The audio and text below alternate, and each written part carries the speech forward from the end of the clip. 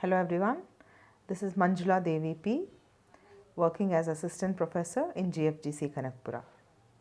In this session, I would like to discuss about the valuation of options, forwards and warrants.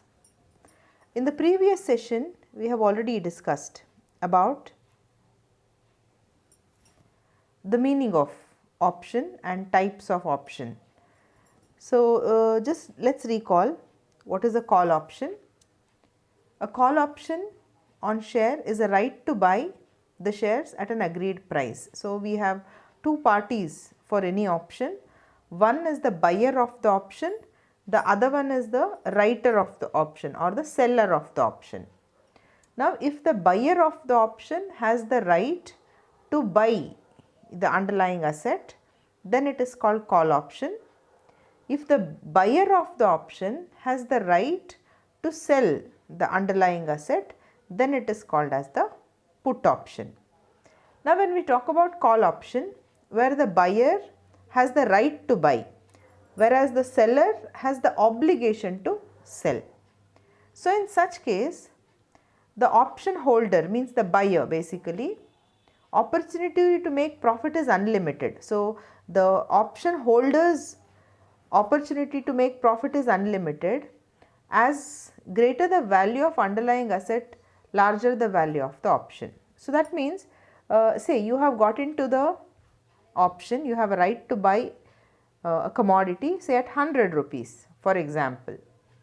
Now, in the market the price of that commodity may go to any extent, isn't it? But you have the right to buy at 100 rupees. So, your profit or the value of the call option at expiration can be unlimited. Okay. So, the formula could be maximum market price or the price on that day of execution minus the exercise price. So, I have got into the option to buy the commodities at 100 rupees, but in the market on that particular day, if the price of that underlying commodity is say 1000. So, the value of the option at exercise is 900 because I am getting the 1000 worth market price commodity for just 100 rupees. So, my profit is market price minus the exercise price. So, I would exercise my right only if the market price is greater than the exercise price. Suppose the market price of the commodity falls to say 90 rupees, okay, but whereas I have the right to buy at 100. Now, as a rational option holder, I will not exercise the option because when the commodity is available at 90 rupees in the market, why would I execute the option and buy it for 100, isn't it? So, the value of the call option at expiration could be maximum share price minus the exercise price only when the maximum share price is greater than the exercise price, or 0. 0 means I will not execute, so I will not get into any profit or loss. I will not execute my option. So, one should exercise the call option only when the share price is greater than the exercise price. Then value of put option. So, I told what is a put option. So, where the option holder has the right to sell the commodity or sell the underlying asset. So, here the profit of put option holder is limited since the share price cannot fall below 0, isn't it? So, what is the formula? Maximum exercise price minus the share price. See, it is like you have the option to sell the particular underlying asset say for 100 rupees. Okay. So, if in the market, if the price say falls 90, okay, share price is 90. So, then you would execute that option because you have an option to, you have a right to sell it at 100. So, your profit would be 10.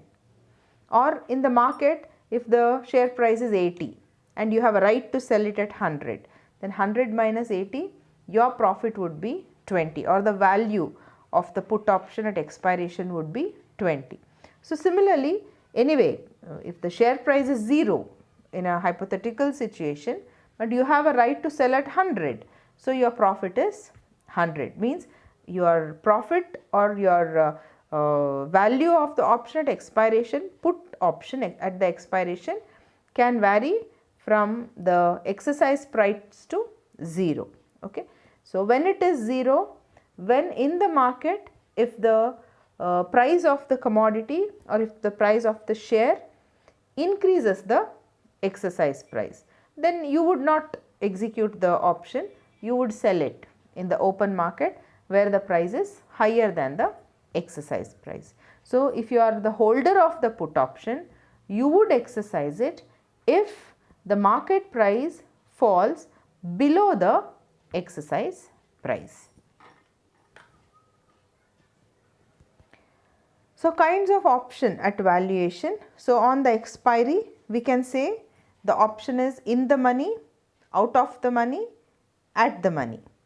So, we say option is in the money. In case of call option, if the market price is greater than the exercise price, so you would execute it. Okay. Usually the options are executed only when it is in the money. That means for the call option, the market price is greater than the exercise price, so you would buy at the exercise price. Or in case of put option, the market price is lower than the exercise price, so that means you would still have the right to sell at the exercise price, whereas in the market the price is still less, but you will still sell it at the exercise price. So, in such case it is called as in the money. In the money, once again let me repeat, in case of call option, if the exercise price is greater than the market price. In case of put option, if the exercise price is lesser than the market price, so then you would still execute the option. So, the options are executed only when it is in the money. Okay. Out of the money, just the opposite of it. So, no call holder, no option holder would execute the options when it is out of the money. That means if you are the holder of the call option, that means you have the right to buy, and if the market price is lesser than the exercise price, that means you can buy in the open market. Why would you go for executing your call option? Because you can buy the product outside at the lesser rate, so you will not execute it. Same way, in case of put option, if the market price is higher than the exercise price, so that means you can sell it in the open market at more price than executing the option. So, that is why you will not execute, then that is called as the out of the money. Out of the money, where in case of call option, if the market price is lesser than the exercise price. In case of put option, if market price is higher than the exercise price, then you will not execute it, that is called out of money. Then at the money is exactly your market price of the commodity is exactly is equal to the exercise price. So, it is up to the option or choice of the buyer whether to execute it or not, then that is called as the at the money. So, all the options, whether call option or put option, they are executed only if it is in the money. If it is out of money, then it does not give any profit to the holder of the option, so they will not execute it. Then how do forwards are valued? So, let us recall what is a forward contract or what is a forward agreement. So, this is the contract where the commodity is bought or sold at a specific price decided today, but the transaction would takes place in the future date. So, where you are agreeing, you are locking the price today and you are executing it on a future date. So, here since the price is already locked and it is executed, so theoretically there is no valuation in the concept. So, any case it is not an option, it has to be executed. So, it will be executed. So, the forward price is equal to the delivery price. So, there is no specific formula for valuating it.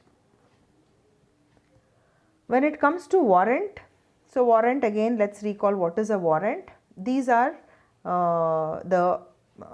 what is called the securities issued by the company, giving the right to the shareholders to buy certain amount of equity shares at certain price. So, this again warrants would be executed. It becomes valuable when the market price of the commodities company's ordinary shares moves above the fixed price at which the investor has the right to buy the common stock. So, again it is executed only as a warrant holder. I would execute my right of buying the share only if the market price is higher than the price fixed in the warrant. So, in that case my profit would be, or the valuation would be, the exercise price minus the market price. Suppose if in the market itself, if the shares are available at the lower price, I will not execute my warrant, then it becomes 0. The value of the warrant becomes 0. Yeah, the same thing I had explained right now. So, maximum value of the warrant is equal to PS into N.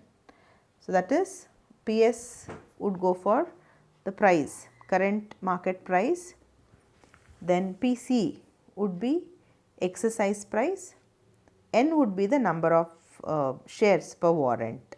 So, here you would execute when MP is lesser than EP, theoretical value of the warrant is 0, because you will not execute your warrant. You will not use your warrant to buy the shares, because the price available in the market is lesser than the price there in the warrant. But if the market price is higher, you would execute your warrant, because in your warrant you have the right to buy at a lower price compared to the market price.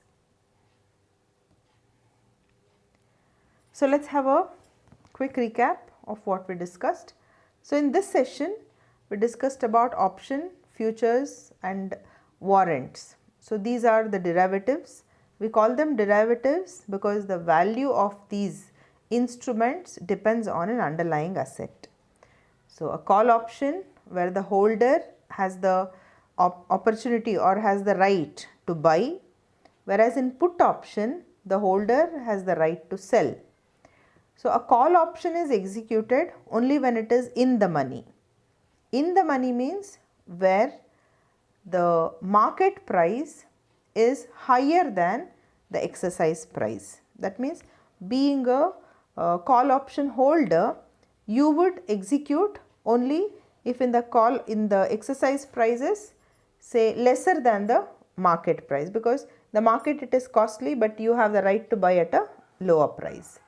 Whereas the put option, so you would execute, you have the right to sell, you would execute if the market price is lesser than the exercise price. So, the profit of call option holder can be unlimited, depends on the market price. Profit of the put option holder can be from exercise price to 0. Then warrant becomes valuable only when the market price is greater than the warrant price. If market price is lesser than the warrant price, then warrants have no value, it is 0, because nobody would execute the warrant. So, these are some of the references which you can use for studying the further material about the concepts that we have discussed. So, let us see in the next sessions about the technical analysis that is usually carried out at the time of investment decisions. Thank you very much.